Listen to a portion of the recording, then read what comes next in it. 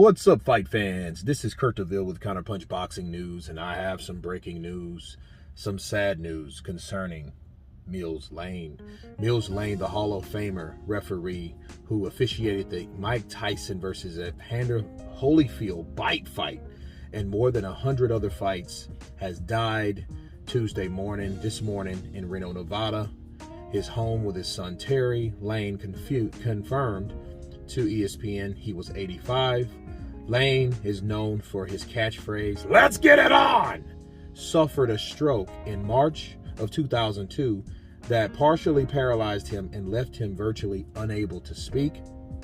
He was surrounded by his wife, Kay, and sons, Terry and Tommy, during his final days. Much of the time was spent watching videos of roughly 50 fights where he refereed during the 1980s and the 90s, including Marvin "Marvelous" Hagler's 1979 draw versus Vito Antuofermo for the middleweight championship.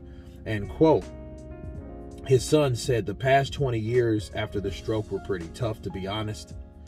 He was just this really amazing father and husband, and I don't know if people got to see that kind of sensitive side of him.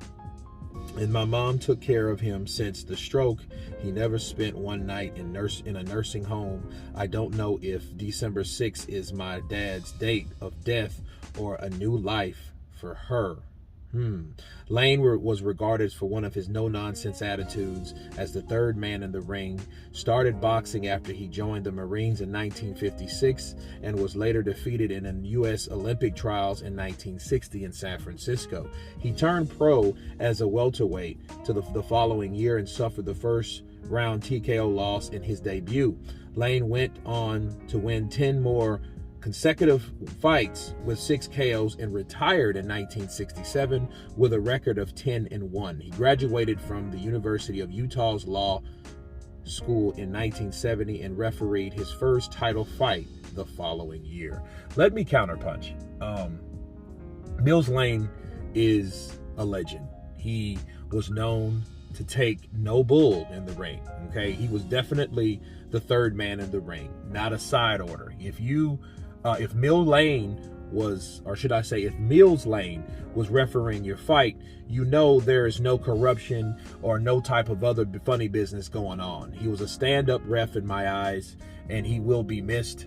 I am glad that he's not suffering anymore, me counterpunching Mills Lane, because without the ability to speak, coming from someone with so much authority that he was known from, I could imagine that's very, very tough and difficult for any fighter or any referee also to deal with.